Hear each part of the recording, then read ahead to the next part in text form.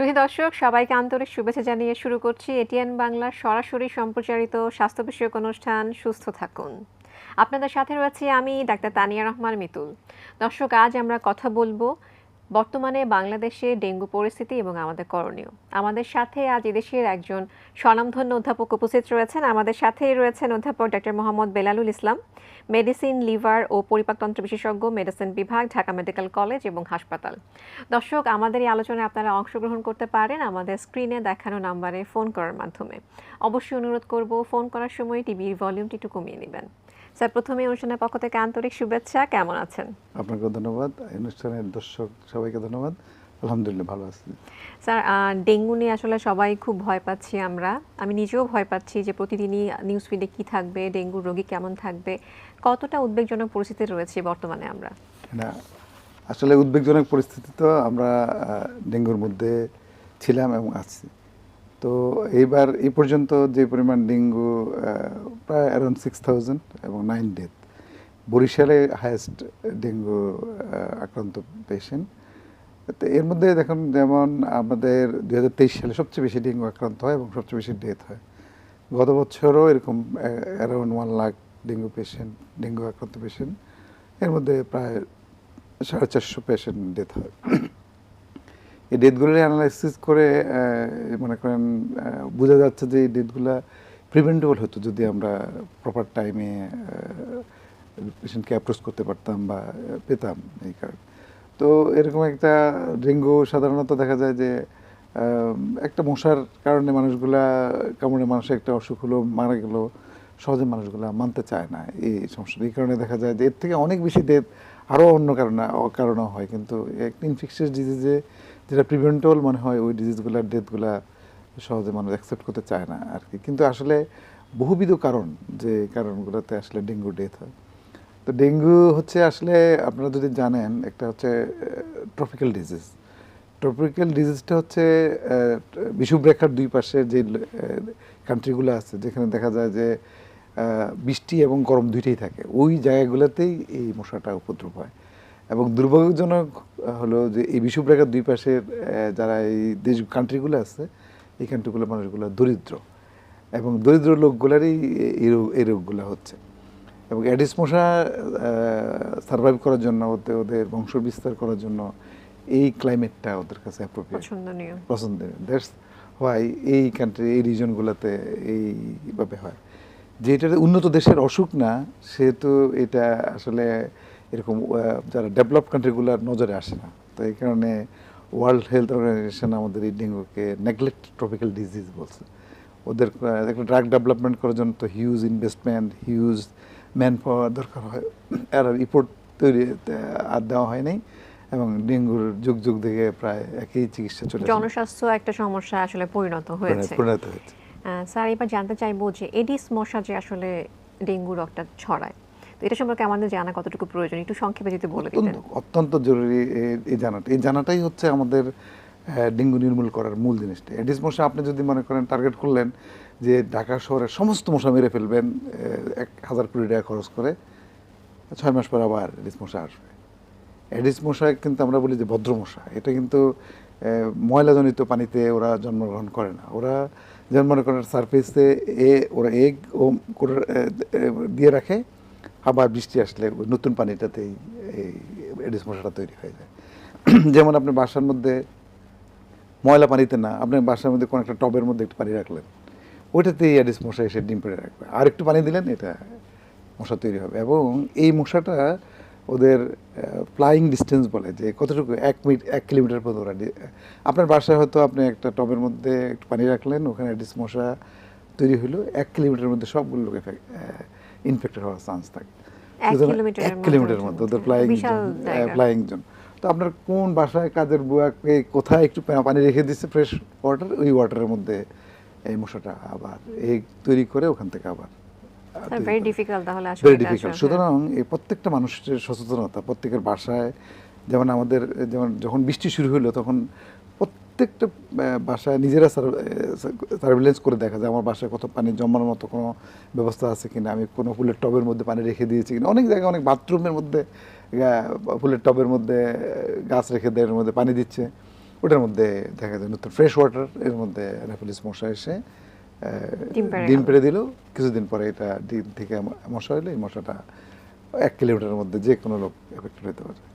সুতরাং দেখেন আপনি মিউনিসিপ্যাল কর্পোরেশন আপনারা তো বাইরে সারফেসে বাইরে গিয়ে ওরা ফিউমিগেট করলো, কিন্তু ইন্টারনাল এনভায়রনমেন্ট মেনটেন করার দায়িত্ব আপনার। স্যার অনেক সময় দেখা যায় চিপসের খোসা, ডাবের খোসার মধ্যে পানি জমে আছে, ওইটা হচ্ছে হারবার অফ যে অ্যাডিস মশা। অ্যাডিস মশা আমরা বলি ভদ্র মশা, সোজা কথা। ওটা আপনি আরেকটা ইম্পর্টেন্ট কথা শুনবেন যে ডেঙ্গু হচ্ছে এন্ট্রি করতে পারে কিন্তু নেভার আর এই দেশ থেকে কোনো দিন যাবে না। সুতরাং আমাদের কন্টেইন করতে হবে।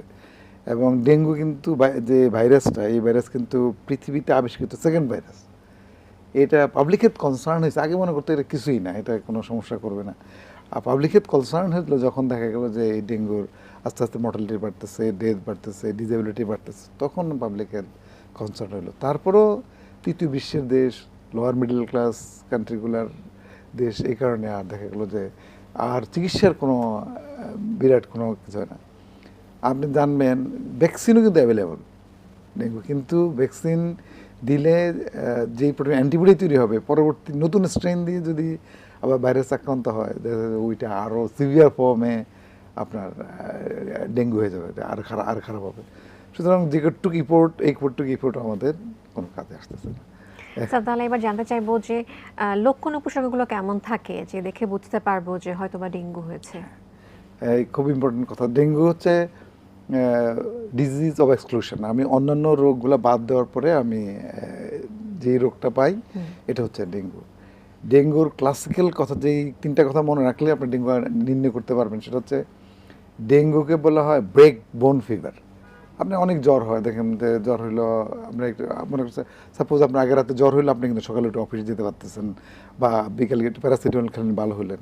এই জ্বরের কোনো উপায় নেই। আপনার জ্বর উঠে মাত্র এটা 3, 4, 5 এরকম হয়ে গেল, আপনার শরীর এত ব্যথা, মনে হয় যেন আপনাকে 8-10টা লোক ফিটে মেরে আপনার ব্যথা করে ফেলছে। এত ব্যথা, এত রকম ডিস্ট্রেস, আপনাকে এত এক্সস্টেড করে ফেলবে 24 ঘন্টার মধ্যে, যে আপনার জ্বরের প্যাটার্নটা এরকম 3, 4, 5 হচ্ছে, আপনি প্যারাসিটামল দিচ্ছে, একটু কমছে, আবার বেড়ে যাচ্ছে, একটা লক্ষণ। এ দেখবেন সাথে আবার আমাদের যেরকম অন্যান্য ভাইরাসগুলো ইনফ্লুয়েঞ্জা লাইক থাকে, রানিং নোজ থাকে, থর থাকে, এর কিছু নেই। এর মধ্যে আবার হেডেক থাকে, তীব্র মাথা ব্যথা থাকে। মাথা ব্যথা বলে যে চোখ নাড়াইতে গেলেও মাথা ব্যথা হয়, তো বলে যে ইভেন আই মুভমেন্ট করার জন্য তার মাথা ব্যথা। তাহলে জ্বর, তারপরে হচ্ছে তীব্র বডি এক, এবং এটা জয়েন্ট পেন না, কিন্তু মাসেল পেন। জয়েন্ট পেন কিন্তু আবার চিকুনগুনিয়ার মতো, একই ভাইরাস দিয়ে, একই রকম অ্যাডিস মশা দিয়ে হয়। এটা হচ্ছে মাসেল পেন, পাশে হচ্ছে আপনার তীব্র মাথা ব্যথা আর আইএক। এগুলি দিয়ে আমরা লক্ষণ থেকে, যেমন আপনার সাথে দেখলেন যে ইউরিনের ডিসইউরিয়া নাই, অন্যান্য শরীরে অন্যান্য কাশি নাই, এরকমগুলা শুধু বাচ্চাদের ক্ষেত্রে কোনো সময় কাশি হইতে, অন্য কোনো অর্গানের কোনো সিমটম নাই। হেডেক, বডি এক এবং হাই ফিভার, এবং 24 ঘন্টার মধ্যে অনেক স্পাইক হয়ে গেল, এটা হচ্ছে ডেঙ্গু। স্যার এখন আসলে আমরা যদি প্রতিরোধ করতে চাই, আমরা তো বুঝতে পারছি যে ডেঙ্গু নিয়ে আমাদেরকে চলতে হবে, তারপর আমরা কমাতে চাই, প্রতিরোধ করতে চাই, কি করণীয় আমাদের? প্রতিরোধে পাবলিক, আমার কাছে মনে হচ্ছে পাবলিক গভর্নমেন্টের পোর্শনটা, মিউনিসিপ্যাল কর্পোরেশন ইয়ারলি 1 বা 2 বার ফিউমিগেট করলেন। যখনই আপনার রেইনি সিজন শুরু হওয়া মাত্রই আমি নেমে যাব আমার ঘরের কোথাও, যে ওয়াটার লজিং কোনো কন্টেনিং কোনো ইয়ে রয়ে গেল কিনা আমার সারাউন্ডিংস, আশেপাশের মধ্যে সমাজের একটা কমিউনিটি যদি আমরা ইনভলভ করতে পারি, যে আমার এরকম ডাবের খোসা, টায়ার, এই কোকের বোতল, ফুলের টব, কোথাও আমার কোনো কন্টেনার আছে কিন্তু যেটার মধ্যে রেইন ওয়াটার বা আমি কোনো হারভেস্টেড ওয়াটার আছে, যেই ওয়াটারের মধ্যে অ্যানাফিলিস মশা এসে ডিম দিয়ে যাবে, কিছুদিন পরে ওখান থেকে মশা তৈরি করবে। সুতরাং ওদের একটা কাজ। আরেকটা হচ্ছে ডেঙ্গু মশাগুলো ইউজুয়ালি দেখা যায় যে আর্লি মর্নিং এবং লেট ইভিনিংয়ে ওরা বাইট করে। সুতরাং ওই সময়টাতে ঘরের মধ্যে থাকা এবং সম্ভব হলে মশারি ইউজ করা ওই সিজনটাতে। ছোটো বাচ্চাদেরকে মশারির মধ্যে রাখা, প্রেগনেন্ট লেডিদেরকে মশারির মধ্যে রাখা, যেটা ভালনারেবল গ্রুপটা। এবং দেখা যায় যে অনেক আমাদের জেরিয়াট্রিক পপুলেশন, যারা অনেক কোমরবিডিটির মধ্যে থাকে, এদেরকেও একটু প্রিকশন নেওয়া, বাসায় রাখা। সুতরাং এডিস মশা যেন আমার আশেপাশে না হতে, এটা আমারটা, কিন্তু পাশের বাসার লোকটা, এরপরের বাসার লোকটা যদি 1 কিলোমিটারের মধ্যে কেউ একজন একটা ভুল করে থাকে, এই সাফারিংসটা আমারও হতে পারে। হতে পারে। তাহলে আমাদের সবাইকে সচেতন হতে হবে। সবাইকে সচেতন হতে হবে। স্যার, এই যে এত জ্বরটা যখন কমে যাবে তখনও কি স্যার ভয়ের কোনো কারণ রয়েছে Exactly. কিনা? ডেঙ্গু যেমন মনে করেন আপনি অনেকগুলো অসুখ আছে, যেমন সেটা হচ্ছে আপনার মান্থস লং, উইকস লং আপনি সাফার করবেন। এটা কিন্তু ঘটনা 7 থেকে 10 দিনের, যা ঘটনা ঘটবে 7 to 10 days। আপনি জ্বর হইলো রুগী বাঁচবে নাহলে মারবে, কিন্তু 10 দিনের পরে আর আমরা ডেঙ্গু বলি না। প্রথম 3-4-5 দিন দেখা যায় যে জ্বর থাকে, জ্বরের স্পাইক থাকে, তখন রুগীর ক্লান্ত থাকে, কিন্তু সবচেয়ে ইম্পর্টেন্ট কথাটা হচ্ছে জ্বর সাবসাইড করার পর রুগীর সাথে প্রথম কথা হলো আপনি কেমন আছেন, যে গতকালের তুলনায় আপনি কেমন আছেন। যেই পেশেন্টটা বলবে আমার জ্বর ভালো হয়ে গেছে কিন্তু আমি এখন তীব্র অসুস্থতা বোধ করছি, মনে করবেন যে ওই পেশেন্টটা ক্রিটিক্যাল ফেজে চলে গেল, ডেঙ্গুর ফেব্রুয়ারি ফেজ ক্রস করে ক্রিটিক্যাল ফেজ। ক্রিটিক্যাল ফেজটাকে আমরা বলি পেশেন্টের ডেঙ্গু শক সিনড্রোম হবে, ডেঙ্গুর শক হবে, ডেঙ্গুর সিভিয়ার ডেঙ্গু যেগুলো হয় ওগুলো ওই ফেজে হয়।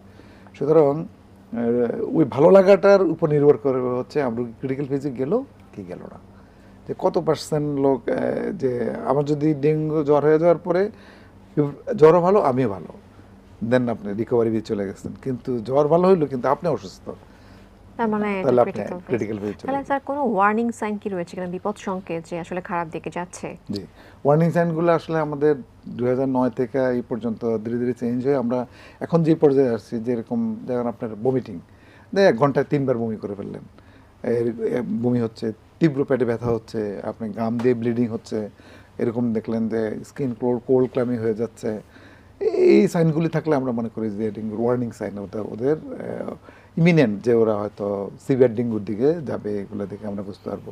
কিছু ল্যাবরেটরি টেস্ট আছে, প্ল্যাটলেট কাউন্ট কমে যাচ্ছে, এগুলা দিয়ে মিন করি যে আমরা ডেঙ্গু, এদের ওয়ার্নিং সাইন, এরা হয়তো সিভিয়ার ডেঙ্গুর দিকে যেতে পারে, যেটা আমরা ক্রিটিক্যাল ফেজ বললাম, ওই ফেজে যাবে।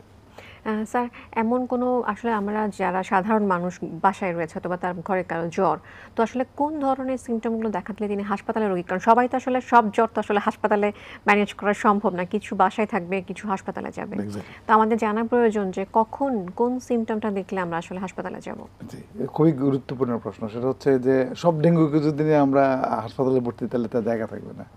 ডেঙ্গু হচ্ছে ওয়ার্নিং সাইন সহ, এই যে কটা ওয়ার্নিং সাইন বললাম, যে ওনার ভমিটিং হচ্ছে, ওনার তীব্র পেটে ব্যথা হচ্ছে, ওনার একটু জন্ডিস দেখা দিচ্ছে, ওনার দেখা গেল যে একটু রেস্টলেস পেশেন্ট আছে, ওনার একটু কোথাও এটিপিক্যাল সাইডে ব্লিডিং হচ্ছে, এই পেশেন্টগুলোকে আমরা হাসপাতালে দেখাতে নিয়ে যাব, এবং এই হসপিটাল অ্যাডমিশন ক্রাইটেরিয়ার মধ্যে উনি পড়ে।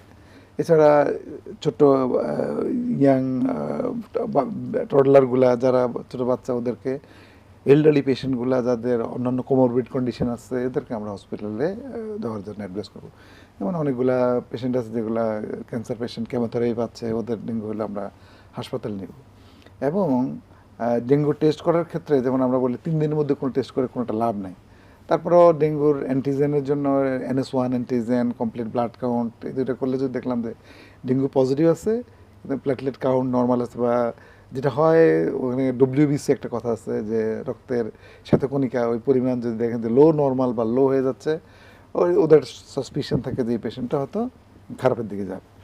সুতরাং আমার কাছে ন্যাশনাল গাইডলাইনটা হচ্ছে যদি ডেঙ্গুর সাথে ওয়ার্নিং সাইন থাকে বা ডেঙ্গুর সাথে কোমরবিড কন্ডিশন থাকে, তাহলে আমরা পেশেন্টটাকে হসপিটালে ভর্তি হতে বলব। এবং ম্যাক্সিমাম ডেঙ্গুই আপনি দেখা যায় যে ডেঙ্গু ফিভার থাকে, never go to the critical phases. সুতরাং ওই পেশেন্টগুলোকে হসপিটালে ভর্তি করার দরকার নাই, কিন্তু রুগী ডাক্তার সাথে কনসাল্ট করবে যখন দেখলো যে ওনার 3-4 দিন যাওয়ার পরও জ্বর কমতেছে না, বরং ওনার ওয়েলবিংটা আরও খারাপ হয়ে গেছে, দেন টেস্ট করে with the warning sign of ইনভেস্টিগেশনের মাধ্যমেও রুগী হাসপাতালে ভর্তি হতে পারবে। স্যার, এবার যেটা জানতে চাইবো যে যখন বাসায়ও থাকে রোগী, আমরা বলি যে বেশি করে ফ্লুইড খেতে, সবাই বলে, ডাক্তাররা বলে থাকে, এবং সোশ্যাল মিডিয়ার মাধ্যমে আমরা এখন জেনে গেছি, এটা কেন? হ্যাঁ, এটা হচ্ছে ডেঙ্গু ভাইরাসটা হচ্ছে কি, এটা হচ্ছে ভাস্কুলোপ্যাথি করে। ভাস্কুলোপ্যাথি মানে আমার ব্লাড ভেসেলটাকেও ডাইলেট করে ফেললে ওইটা দেখা যায় যে একই ভলিউম রিডিস্ট্রিবিউট হয়ে যায়। তাহলে আমি যদি প্রচুর প্ল্যান্টি অফ ফ্লুইড খাই, আমার প্রেশারটা মেনটেন হবে, এডুকেট মেনটেন হবে। প্রেশার মেনটেন হলে দেখা যায় যে পেশেন্ট অন্যান্য ব্লাড প্রেশার এডুকেট মেনটেন করার একটা রিজন হচ্ছে অন্য অর্গানগুলোতে এডুকেট ব্লাড সাপ্লাইটা মেনটেন করা। তো বেশি পানি কিন্তু বেশি লিকুইড বেশি খাওয়া মানে 2 থেকে 2.5 লিটারের মধ্যে, আবার এরকম অনেক 5 বেশি লিটার খেয়ে অনেক বেশি খেয়ে ফেললে আবার মুশকিল হয়ে যাবে আর কি। যেমন একটু পেশেন্টের অ্যানোরেক্সিয়া থাকে, পেশেন্টের জ্বর সাফারিংস থাকে, অন্যান্য সলিড ফুডগুলা সে খেতে পারে না, এই কারণে বলি যে আমরা লিকুইড ফুডটা বেশি প্রেফারেবল আর কি। স্যার এবার জানতে চাইবো যে ডেঙ্গু হলেই সবাই আমাদের কেন জানে একটা প্ল্যাটলেট কাউন্ট কত, মানে এটা সবাই খালি জানতে চায়, কিংবা কমে গেলে প্ল্যাটলেট কেন এখনো দেওয়া হচ্ছে না, সেটা নিয়ে একটা অস্থিরতা তৈরি হয়। তো এই বিষয়ে স্যার কিছু বলবেন কিনা? ডেঙ্গুতে একটা পিকুলিয়ার থ্রম্বোসাইটোপেনিয়া হয় প্ল্যাটলেটের মধ্যে, যেটা নেভার ব্লিডিং করে না। সুতরাং আগে ইনিশিয়ালি যখন ডেঙ্গু শুরু হয় তখন আমরা প্ল্যাটলেট কাউন্ট নিয়ে অনেক কনসার্ন ছিলাম। ইভেন 10,000-এর পর্যন্ত প্ল্যাটলেট চলে আসলো, আমরা মনে করি না যে ডেঙ্গু ব্লিডিং করবে। 10,000 হলে আমরা তখন নিচে চলে আসলে তখন আমরা প্রস্তুতি নিয়ে যেন ব্লাড দিতে হয়। কিন্তু গত কিছুদিন থেকে আমাদের আসলে কোনো মানে এরকম রিকোয়ারমেন্ট না, খুব বেশি দরকার হয় না প্ল্যাটলেট দিতে, বা দিলেও এখন হাসপাতালগুলো অনেকগুলো হাসপাতালে অ্যাভেলেবল প্ল্যাটলেট আছে, আতঙ্কিত হওয়ার কোনো কারণ নেই। তো মাথায় রাখতে হবে প্ল্যাটলেট কাউন্ট অন্যান্য জায়গায় প্ল্যাটলেট কমে গেলে যেরকম ব্লিডিং টেন্ডেন্সি থাকে, এই ডেঙ্গুর প্ল্যাটলেট কাউন্টটা এত পিকুলিয়ার যে ন্যাচারালি যে প্ল্যাটলেট কাউন্ট কমলেও ওদের ব্লিডিং টেন্ডেন্সি, হিমোরেজিং টেন্ডেন্সি সাধারণত হয় না। তার মানে প্লাটিলেট দিতেই হবে, মানে এটা দিয়ে কোনো- আসলে কোনো ডেঙ্গু, রে- সবাই ভাবে যে প্লাটিলেট কত আছে, প্লাটিলেট দেয়া হচ্ছে কিনা, এটাই আসলে ডেঙ্গুর মেইন ম্যানেজমেন্ট। এটা স্যার যদি একটু ক্লিয়ার না, করতেন যে। একদম প্ল্যাটলেটটাকে আমরা কাউন্টের মধ্যে ধরি না। আমরা সব সময় ওনার blood pressure, adequate blood pressure maintain করাটাকে আমরা ভাইটাল ধরি, যে ওনার pulse, blood pressure, urine output এগুলি ওনার ঠিক আছে কিনা, লিভার ফাংশন ঠিক আছে কিনা, কোথাও ফ্লুইড জমে যাচ্ছে কিনা। এটা হয় কি, ডেঙ্গুতে প্রথম কাজ হচ্ছে এই ভাইরাসটা যখন শরীরে ঢুকে, দেন আমাদের ইমিউনি সিস্টেম, আমাদের রোগ প্রতিরোধ ক্ষমতা ওর সাথে ফাইট করলে কিছু সাইটোকাইন রিলিজ হয়, সাইটোকাইন স্ট্রম বলি। এই সাইটোকাইনটা প্রথম ভেসেলটাকে অ্যানলার্জ করে ফেলে, অ্যানলার্জ করে আমার ভলিউমটাকে ও রিডিস্ট্রিবিউট করে হাইপো ভলিউমে ফর্মেশন করে। এর পরবর্তী অংশে এই ডাইলেটেড ভেসেল দিয়ে শরীরের ফ্লুইডগুলো বাইরে চলে যায়, তখন বলে আমরা প্লাজমা লিকেজ হচ্ছে। এই প্লাজমা লিকেজটাই হচ্ছে আমাদের জন্য তখন শরীরের বিভিন্ন অংশে পানি জমতে শুরু করে এবং আর্লি জমা শুরু করে পেরিটোনিয়াম, মানে ফুসফুসের মধ্যে, পেটের মধ্যে। এগুলা আজকাল পয়েন্ট অফ কেয়ার আল্ট্রাসাউন্ড আছে, যে আমরা হাসপাতালে বসে আল্ট্রাসাউন্ড করে দেখতে পারি যে ওনার পানি জমতেছে কিনা, উনি শকে যাচ্ছে কিনা। সুতরাং কনসার্নটা হচ্ছে যে প্লাজমা লিকেজ হচ্ছে কিনা। তো সবার প্লাজমা লিকেজ হবে না, সবার জন্য তো আতঙ্কিত হওয়ার কারণ না। এবং এই ডিসিশনগুলা কখনো কোনো অবস্থায় যেন কোনো একজন ডেঙ্গু বাসায় হইলে উনার এক্সপিরিয়েন্সে যেন না হয়, উনি যেন একজন ডাক্তারের মতামত অবশ্যই নেন। আমরা কাজ করতে গিয়ে দেখলাম যে গতবার উনি ডেঙ্গু হয়েছে, এইবার উনি ডেঙ্গু ডাক্তার হয়ে গেছেন, উনি সিদ্ধান্ত দিচ্ছেন। তাহলে নিজের কি হবে, নিজের এক্সপিরিয়েন্সটা থেকে নিজে ডাক্তারি করার চেষ্টা করতেছেন। আসলে শরীরের রোগ প্রতিরোধ ক্ষমতা প্রত্যেকটা পেশেন্টের আলাদাভাবে তার শরীর রিয়াকশন করে। আপনি জানেন ডেঙ্গুর জন্য তো একটা যেরকম ডেঙ্গু ভাইরাস লাগবে, অ্যানোফিলিস মশা লাগবে, এনভায়রনমেন্ট লাগবে, পাশাপাশি আমার যে হোস্টের ইমিউনিটি লাগবে। তো কার কীভাবে ফাইট করবে এটা তো আপনি আপনার আমার সাথে যদি একসাথে করেন তাহলে আর হবে না। স্যার এটা খুব সুন্দর বলেছেন যে গতবার হচ্ছে তারা ডেঙ্গু হয়েছে, এবার তিনি ডেঙ্গুর মাস্টার হয়ে গেছেন, তো এটা আসলে করা যাবে না। তো স্যার কাছে জানতে চাইবো যে জ্বর হলে তো কিছু ওষুধ তো ডাক্তাররা প্রেসক্রাইব করেন, কিন্তু আসলে ডেঙ্গু হলে কোন কোন ওষুধগুলো খাওয়া যাবে না? কারণ আমাদের অনেকেরই টেন্ডেন্সি রয়েছে ওষুধের দোকান থেকে আমরা ওষুধ কিনে নিয়ে আসি, একটু জ্বর হলে অ্যান্টিবায়োটিক, তারপরে হচ্ছে ব্যথানাশক, যেহেতু শরীরে প্রচুর ব্যথা থাকে, ব্যথানাশক ওষুধ মানে যেটা সাইড রয়েছে। তো স্যার এইগুলো যদি একটু বুঝিয়ে বলতেন। ডেঙ্গুর জন্য একদম ক্লিন কাট কথা হচ্ছে, ডেঙ্গুতে আমরা প্যারাসিটামল দিব এবং 3 গ্রাম প্যারাসিটামল পর্যন্ত আমরা দিতে পারবো। একটা প্যারাসিটামল না, হাইয়েস্ট 3 গ্রাম প্যারাসিটামল দিতে পারবো।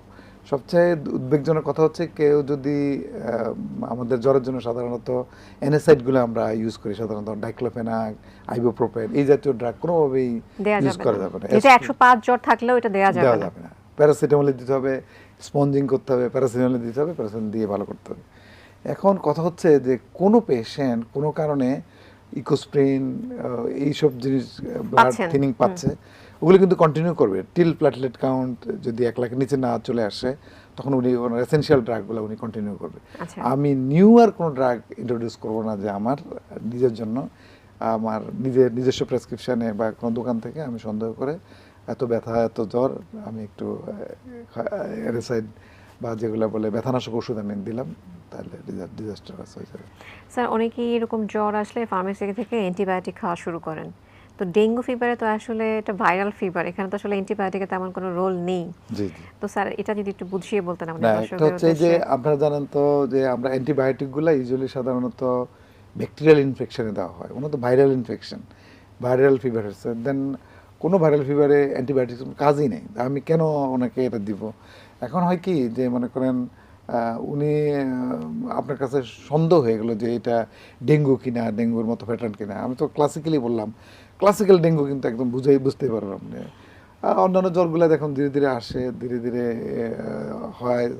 তো জ্বর আসছে 304-5 নিয়ে, আর শরীরে এত ব্যথা, এত মাথা ব্যথা, ইভেন চোখ নাড়তে পারছে না, এরকম যদি হাই সাসপিশন থাকে তাহলে কোনো অবস্থায় আমরা অ্যান্টিবায়োটিক কোনো কাজে নেই। তা আমি তো ধরেই নিই 3-4 দিনের মধ্যে ইনশাল্লাহ ওনার রিকভারি হয়ে যাবে, যদি ক্রিটিক্যাল ফেজে না যায় উনি একদম কমপ্লিট ভালোই হয়ে যাবে। সুতরাং অ্যান্টিবায়োটিকের কোনো কাজ নাই, ধরে নিতে হবে আনটিল আদারওয়াইজ প্রুফ এটা ডেঙ্গু ছাড়া অন্য কোনো ব্যাকটেরিয়াল ফিভার, অন্য কোনো ফোকাল সাইন আছে, দেন আমরা অ্যান্টিবায়োটিক, কিন্তু ডেঙ্গুতে অ্যান্টিবায়োটিকের কোনো রোল নাই এবং প্রেসক্রাইবও করবো না। আচ্ছা স্যার, এবার জানতে চাইবো যে আপনি বলছিলেন অলরেডি যে টডলার, যাদের অন্য কোমরবিড ডিজিজ রয়েছে, কিংবা যারা জেরিয়াটিক বয়স্ক, গর্ভবতী মা যারা, তাদের জন্য ডেঙ্গুটা এত বেশি ভয়ানক কেন? প্রথম হচ্ছে যে যেমন প্রেগনেন্সিতে আপনি বলেন, প্রেগনেন্সিতে ফার্স্ট এবং লাস্ট ট্রাইমেস্টার প্রেগনেন্সিতে নিজেদের ইমিউনিটি কমে যায়, কমে গেলে আমার হোস্ট যে রেসপন্সটা, এই রেসপন্সটা আসলে করতে পারে না। তো এই রেসপন্সটা অ্যাপারেন্ট ওয়েতে হয়, আপনি ইজিলি বুঝতে পারবেন না যে ওনার সিমটমগুলো কখন পেশেন্টটা খারাপ হয়ে গেলো, কখন নেই গেলো। এই কারণে আমরা বলছি যে স্পেশাল গ্রুপ, যে গ্রুপটা প্রেগনেন্সি দেখা যায় যে ইউজুয়ালি ইভেন আপনার স্টিল বার্থ, অ্যাবর্শন, বিভিন্ন রকম কমপ্লিকেশন, যেমন even vertical transmission of the virus বাচ্চার, এগুলো পর্যন্ত হতে পারে। সুতরাং এই কারণে খুব সতর্ক থাকতে হবে যেন আমাদের মারা ইনফেক্টেড না হয়। বাচ্চাদের তো এমনি দেখা যায় ব্লাড ভলিউম বেশি থাকে, এবং আমাদের ন্যাশনাল গাইডলাইনে বাচ্চা প্রেগনেন্সি স্পেশাল আলাদাভাবে ম্যানেজমেন্টের জন্য সেটিং করা আছে ন্যাশনাল গাইডলাইন অনুযায়ী। সুতরাং আমরা সতর্ক থাকবো বাচ্চা এবং এদের ক্ষেত্রে অ্যাডাল্ট পেশেন্টকে যত সহজে আপনি রিড করতে পারবেন, বাচ্চা এবং প্রেগনেন্সিতে যত সহজে রিড করতে পারবেন না, কারণ ওনার ভলিউমগুলো রিডিস্ট্রিবিউট, ইমিউনিটিগুলো ডিফারেন্টভাবে রেসপন্স করতেছে। আর আমাদের তো জেরিয়াট্রিক পেশেন্টগুলো যারা নেগলেক্টেড, ওনারা জানেই না যে ওনার কী হয়েছে। আমরা অনেক সময় রুগী দেখি যে রুগী সাধারণ চিকিৎসা পাচ্ছে, এর মধ্যে জ্বর হচ্ছে, এটা ফ্যামিলি আর ইয়েতেই আনলো, নোটিসে আনলো না যে এই জ্বরটা, পরে দেখলাম যে এটা তো ডেঙ্গু জ্বর। তখন ততক্ষণে অনেক কিছু ওই অসুখগুলোর সাথে এটা মিলে রুগীটার সিভিয়ার ডেঙ্গু হয়ে গেলো, তখন ম্যানেজ করাটা আসলে একটু কঠিন হয়ে যায় আর কি। স্যার এখন যেটা জানতে চাইবো যে যারা অলরেডি হার্ট ডিজিজে ভুগছেন, হাইপারটেনশন রয়েছে, ডায়াবেটিস রয়েছে, কারো কারো CKD, chronic kidney disease, dialysis পাচ্ছেন, তো তাদের যদি ডেঙ্গু হয় তাদের ক্ষেত্রে কোনো এক্সট্রা সচেতনতা অবলম্বন করা উচিত কিনা? ডেঙ্গু, হ্যাঁ ঠিক আছে, যদি ওনারা সাধারণ ডেঙ্গু ফিভার থাকে অন্য ডেঙ্গুর মতো, কিন্তু যদি ওনারা সিভিয়ার ডেঙ্গু হয়ে যায়, তখন ওনার দেখা যায় যে ভলিউম, আমাদের যেই পরিমাণ ডেঙ্গুর ডেঙ্গু সিভিয়ার কম্পেনসেটিং শকে যে পরিমাণ ফ্লুইড দেয়, এই ফ্লুইডগুলোর পরিমাণ কমে আসে এবং ধরনগুলো কমে আসে। আমরা নর্মালি ডিএনএস যে নর্মাল স্যালাইন এই ধরনের ফ্লুইড দিলাম, কিন্তু যখন আমরা হলো তখন আমরা ডেক্সট্রান, অল্প ভলিউম কিন্তু পেশেন্টের রিপ্লেস করা যায় এরকম ব্লাড ট্রান্সফিউশন দিই, অ্যালবুমিন ট্রান্সফিউশন দিই। এগুলো হচ্ছে আসলে স্পেশাল ফিজিশিয়ানে, ওদেরকে কেউ নিজেরা বাসা হ্যান্ডেল না করে অবশ্যই ফিজিশিয়ানের সাথে যোগাযোগ করে। বারবার বলার চেষ্টা করতেছে কোমরবিড ডিজিজ থাকলে নেভার ঘরে রাখবেন না, ডাক্তার সাথে দিবেন, ডাক্তার এটাকে হ্যান্ডেল করবে। স্যার এবার আসবো ইনভেস্টিগেশনের ক্ষেত্রে। আমরা অলরেডি জানি যে ডেঙ্গু NS1 টেস্ট নিয়ে তো অনেক কথা হয়েছে, সিবিসি, ইমিউনোগ্লোবুলিন এম, তো স্যার এই পরীক্ষাগুলোর রোল কি, মানে হচ্ছে ডেঙ্গু ম্যানেজমেন্টে? এখানে খুবই গুরুত্বপূর্ণ একটা হচ্ছে, যেমন হচ্ছে আমরা ডেঙ্গু NS1 যে এটা একটা স্পেসিফিক অ্যান্টিজেন অ্যাবাউট ডেঙ্গু ভাইরাসের, ওটা আমরা দেখা যায় 3 দিন থেকে আমরা এটা পজিটিভ পাওয়া শুরু করি। এটা স্পেসিফিক টেস্ট যে ডেঙ্গু হলো, না হয়েও কিন্তু হতে পারে ডেঙ্গু NS1। আপনি যদি এই সিজনে এই সময়ে আপনার ক্লাসিক্যাল ফিচার্স থাকে, আপনার NS1 না হয়েও ডেঙ্গু হতে পারবে। তখন আমরা দেখা যায় যে আইজিএম আইজিজি করি। তো আইজিএম যদি থাকে তাহলে আমরা সাসপিশন করলাম যে ওনার ডেঙ্গু হলো। সবচেয়ে ইন্টারেস্টিং যে কথাটা, ডেঙ্গুর কিন্তু এখনো 4টা strain available. Dengue Dan 1, Dan 2, Dan 3, Dan 4। এখন একবার যদি কারো ডেঙ্গু হয় 3 মাসের মধ্যে কিন্তু আর ডেঙ্গু হবে না। 3 মাস কিন্তু কোনো রকমের স্ট্রেন দিয়ে ওনার ডেঙ্গু হবে না, উনি সেফ। 3 মাস পরে যদি নতুন কোনো স্ট্রেন দেওয়া ডেঙ্গু হয়, এই অ্যান্টিবডিটাই ওনার জন্য ক্ষতিকর হয়ে গেল। তখন বলা যায় অ্যান্টিবডি ইমিডিয়েটলি এনহ্যান্স করে, তখন উনি সিভিয়ারিটি দিয়ে যাওয়ার চেষ্টা করে। তখন মাথায় থাকতে হবে 3 মাসের মধ্যে যদি কারো ডেঙ্গু হয়, আবার যদি নতুন স্ট্রেন দিয়ে ডেঙ্গু হয়, তাহলে উনি সিভিয়ারিটি যাওয়ার সম্ভাবনা অনেক বেশি থাকবে। তাহলে মোট কথা হচ্ছে, প্রথম একবার ডেঙ্গু হলে 3 মাসের মধ্যে উনি সেফ, আর কোনো ভাইরাস দিয়ে হবে না। দ্বিতীয়বার যদি ডেঙ্গু আক্রান্ত হয়, তাহলে ধরে নিতে হবে যে উনি সিভিয়ার ডেঙ্গুর দিকে যাবে। সুতরাং এইভাবে সতর্ক, তার মানে আরো সচেতন হতে হবে। সচেতন হতে হবে। স্যার, ডেঙ্গু নিয়ে ভুল ধারণা রয়েছে আমাদের মধ্যে। ডেঙ্গু নিয়ে ভুল ধারণা হচ্ছে যে একটা হচ্ছে যে ডেঙ্গুতে যেমন মনে করেন বিভিন্ন রকম মার্কেটে, আমি একবার মুগদা মেডিকেল কাজ করার সময় দেখলাম যে বা হাসপাতালের সামনে পাপাইয়া, তারপরে হচ্ছে আপনার ড্রাগন, এই হিউজ দামে বিক্রি হচ্ছে। ডাবের পানি, বিভিন্ন রকম ফ্রুটস, বিভিন্ন রকম তাবিজ কবজ, ওগুলা বিভিন্ন রকমভাবে আমরা আল্লাহর উপর ভরসা করে আমরা নিজেরা আমাদের বাসায় তৈরি সাধারণ খাদ্যগুলোই ফ্রেশ খাবো, ফ্রেশ ফ্রুটসে খেতে পারবো। আমরা কোনো কবিরাজ, কোনো ফল, কোনো এইসব জিনিসের উপর বিশ্বাস না করে আমাদের ডাক্তার এবং আমাদের নিজস্ব জিনিসপত্রগুলোর উপর থাকলে আমরা ভালো থাকবো। স্যার, ডেঙ্গু ভ্যাকসিনের কথা বলছিলেন, এই বিষয়টা স্যার একটু ক্লিয়ার করতেন। ডেঙ্গু ভ্যাকসিন মার্কেটে অ্যাভেলেবল, ইফেক্টিভ, কিন্তু সমস্যা হচ্ছে একটু আগে যেটা বললাম, ডেঙ্গু দেওয়ার পর, ভ্যাকসিন দেওয়ার ফলে যে অ্যান্টিবডি তৈরি হলো, এই অ্যান্টিবডিটা আপনাকে যে স্ট্রেনের জন্য প্রোটেক্টিভ হলো, নতুন স্ট্রেন হলে এটা আবার ওই ওই ওই অ্যান্টিবডিটাই আপনাকে সিভিয়ারিটির দিকে নিয়ে যাবে। এই কারণে আমরা ডেঙ্গু ভ্যাকসিনের দিকে যাচ্ছি না, দিতে পারতেছি না। এবং সবচেয়ে ইম্পর্টেন্ট হচ্ছে আমাদের এখানে যেটা না বললেই নয়, আমাদের দেশের অনেক লোক মিডল ইস্টে থাকে। ওরা দেশে ঢাকায় এসে কোথাও থাকলো 1 দিন 2 দিন, দেন ফ্লাই করে দেশের বাইরে চলে গেল। বাইরে চলে গেলে মাথা রাখতে হবে 10 থেকে 14 দিনের মধ্যে যদি তার কোনো জ্বর হয়, সে যেন এটাকে মাথায় রাখে, আমি বাংলাদেশ থেকে আসছি, আমার এটা ডেঙ্গু কিনা। আমরা মিডল ইস্ট থেকে মানে অনেক খারাপ নিউজ পাই, শুধু হচ্ছে ওরা তো বুঝতে পারে না যে আসলে কি হলো। তো এই মনে রাখতে হবে, আমরা তো আগে করোনার সময় 14 দিন কোয়ারেন্টাইনে রাখতাম না, যে ওরাকে রেখে দিতাম, মানে 14 দিন পরে আর কোভিড হবে, ইনকিউবেশন পিরিয়ড বলে এটা। ঠিকই আমাদের দেশে যারা মিডল ইস্টে যায়, ওরা যাওয়ার পরে 14 দিনের মধ্যে জ্বর হলে ওরা যা নোটিস করে যে আমি বাংলাদেশ থেকে আসছি, আমার ডেঙ্গু হওয়ার সম্ভাবনা আছে, কারণ ডাক্তাররা তখন হয়তো বুঝতে পারবে না, তখন ইউজ টু না।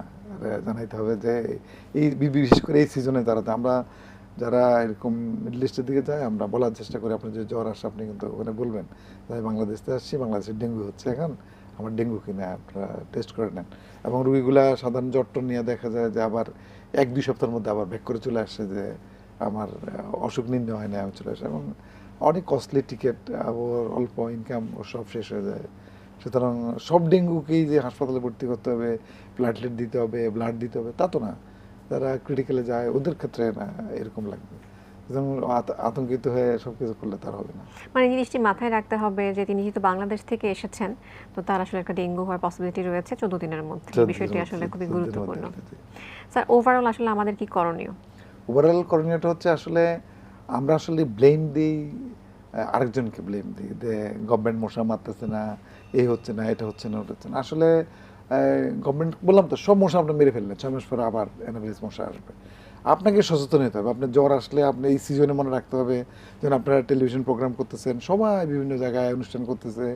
আমি দেখতে আমাদের সোসাইটি অফ মেডিসিন থেকে আমরা এই লিফলেট তৈরি করে, কেউ পড়েও দেখে না, এটা দিলে পাশে রেখে দিচ্ছে। আসলে অনেক ইনফরমেটিভ তথ্য দেওয়া আছে। আপনার বাসায় আপনার টপটা যদি পানি সহ রেখে দেয়, আমি অনেক বাথরুমে দেখছি টবের মধ্যে পানি আছে, কিন্তু আসলে তো এটা একটা টাইম বোম রেখে দিয়েছেন আপনি ওখানে। কিন্তু এটা এই মশা হবে, এই মশা এখান থেকে ব্রিড করবে, আরও মশা হবে, এবং আপনি 1 কিলোমিটার মতো জায়গার সবগুলো মানুষকে আনসেফ করে রাখছেন আপনার 1 কোটা পানিতে। সুতরাং আপনি যখনই আমাদের বৃষ্টি সিজন শুরু হলো তখনই আমরা নিজেরা সব যেমন প্রত্যেকটা আজকাল অ্যাপার্টমেন্ট কালচার আছে, ওখান থেকে যে আমাদের কোথাও কোনো কিছু আছে না, আমরা একটা পরিষ্কার পরিচ্ছন্ন অভিযানে আমরা নেই, ভাষায় ভাষায় বলি যে আমরা এগুলি না করব। আপনি মানে আমাদের সচেতনতা হচ্ছে আমাদের রক্ষা করবে, কোনো উপায় নেই।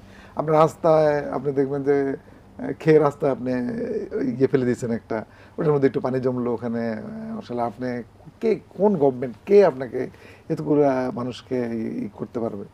তো সবাইকে সচেতন হতে সবাই হবে। সচেতন, আপনাদের এইসব অনুষ্ঠান এবং আসলে আরো পাবলিক অ্যাওয়ারনেস তৈরি করতে হবে, মানুষ যেন আমরা সচেতন হয়ে যায়, দেন মৃত্যু কমে যাবে। আপনি জানেন তাতে এই সময়টাতে আমরা সাধারণ রোগীগুলোকে ডিল করতে পারি না। হাসপাতালটা এতটা স্যাচুরেট হয়ে গেছে যে ডেঙ্গু পেশেন্টকে জায়গা দিতে গিয়ে আর নর্মাল পেশেন্টগুলোকে চিকিৎসা পাচ্ছে না। তো আপনাকে অনেক ধন্যবাদ। আমরা আশা করছি আজকের আলোচনা থেকে দর্শকরা যেমন উপকৃত হয়েছেন তেমন সচেতন হবেন। জি, আপনাদেরকেও ধন্যবাদ, এটিএন বাংলাকেও ধন্যবাদ আমাকে আমন্ত্রণ জানার জন্য, কিছু বলার জন্য। ধন্যবাদ স্যার। ধন্যবাদ। সুধী দর্শক, আমরা যেটা জানলাম, মরণব্যাধি ডেঙ্গু সচেতনতায় আমাদের সকলকে এগিয়ে আসতে হবে, তাহলেই আমরা প্রতিরোধ করতে পারবো ডেঙ্গুর যে জটিলতা সেগুলো। আজ এ পর্যন্তই, আবারও দেখা হবে নতুন কোনো স্বাস্থ্য তথ্য নিয়ে। সে পর্যন্ত সকলে খুব ভালো থাকুন, এটিএন বাংলার সাথেই থাকুন। আল্লাহ হাফেজ।